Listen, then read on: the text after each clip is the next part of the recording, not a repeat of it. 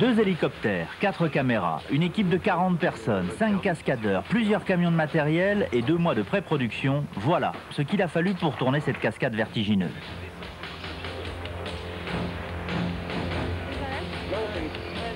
Alors, comment a-t-on fait, Marie, pour donner l'impression que vous sautiez véritablement de l'hélicoptère? On a d'abord tourné la séquence où je dis mon texte. Jusque-là, tout est normal. Je suis installée dans l'hélicoptère avec un ingénieur du son et un caméraman. Et quand on voit ces images, on se dit, mais comment font-ils? Eh bien, ils font comme ça. Ici, je me suis retournée, j'ai fait comme si j'allais sauter. Évidemment, je n'ai pas sauté. L'hélicoptère était beaucoup trop haut. On a raccordé avec une autre séquence tournée au sol. Allez, on y va. L'hélicoptère est resté en vol stationnaire à 2 mètres du sol et je me suis lancée, mais d'une hauteur de 1,50 m seulement et sur un gros matelas très confortable.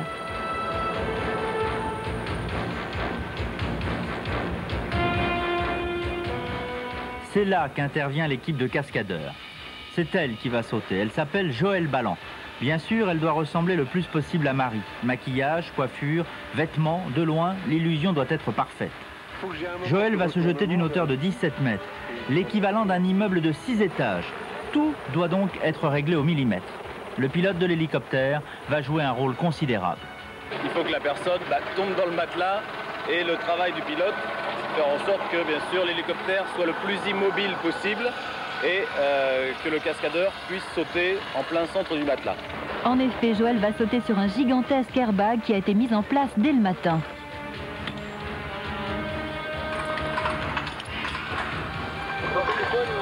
L'équipe suit minutieusement les différentes étapes de la cascade qui ont été dessinées au préalable. Un groupe électrogène fait fonctionner de gros ventilateurs qui alimentent l'airbag en permanence. S'il s'arrêtait de tourner par accident, l'airbag se dégonflerait instantanément. Il faut donc surveiller les branchements de près au moment du saut. Et comment l'airbag est-il fait à l'intérieur? Donc lorsqu'elle va atterrir dans le matelas, il y a un premier filet que l'on voit là, qui va amortir l'ensemble de la chute. C'est une première souplesse dans l'atterrissage. À 17 mètres, elle va forcément toucher la deuxième partie, peu importe le poids du cascadeur ou de la cascadeuse, puisque justement les ouvertures permettent à l'air de sortir. La difficulté de cette cascade, c'est de contrôler la réception qui doit se faire impérativement sur le dos. Assouplissement et surtout concentration sont indispensables à la réussite de Joëlle qui doit penser à tout. Pour seule protection, Joëlle porte un corset articulé en plastique qui protège sa colonne vertébrale. Tout est en place, on peut y aller.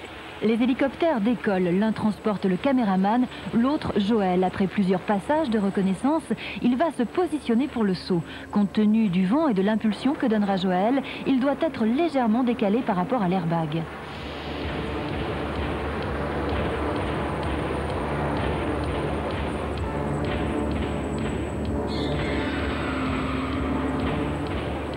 Le saut a parfaitement réussi et après la tension et la concentration, l'émotion prend le dessus.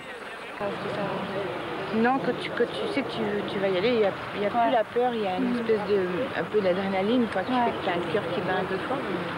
Donc en fait, là, si on te disait on y retourne, pas de problème? Oui. On a ensuite utilisé un mannequin en mousse. Lui aussi a été métamorphosé à l'image de Marie.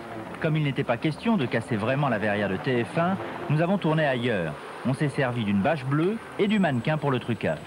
Ce pauvre mannequin en a vraiment vu de toutes les couleurs. Tout d'abord à 100 mètres d'altitude, on l'a jeté plusieurs fois de l'hélicoptère jusqu'à ce qu'il atterrisse sur la bâche bleue. Ensuite, grâce à un trucage vidéo, le fond bleu est remplacé par l'image du toit de TF1 que l'on a filmé séparément.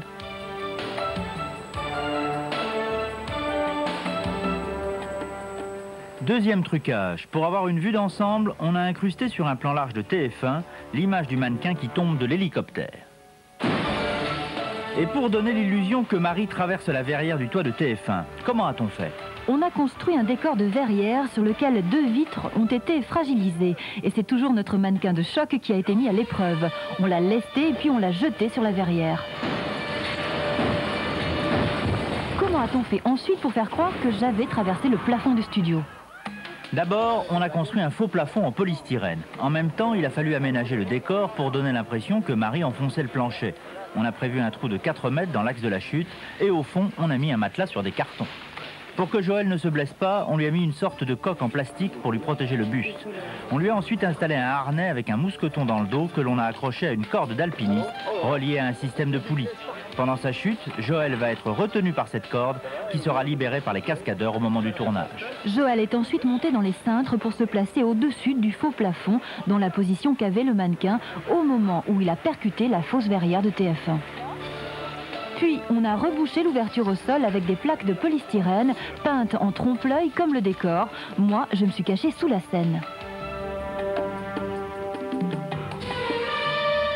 Au top, le cascadeur a lâché la corde pour que Joël traverse le faux plafond et le faux plancher. Par un système de frein et de poulies, la chute a été ralentie progressivement pour qu'elle n'atterrisse pas trop violemment au fond du trou. Ensuite, il faudra 8 heures de travail de trucage pour effacer la corde, image par image, grâce à une palette graphique, un système électronique qui permet de retoucher l'image comme avec un pinceau. Pour que l'illusion soit parfaite, j'attendais sous la scène et je me suis substituée à Joël au dernier moment. Il ne vous restait plus, Eric, qu'à m'accueillir comme si je venais d'accomplir un exploit et le tour est joué.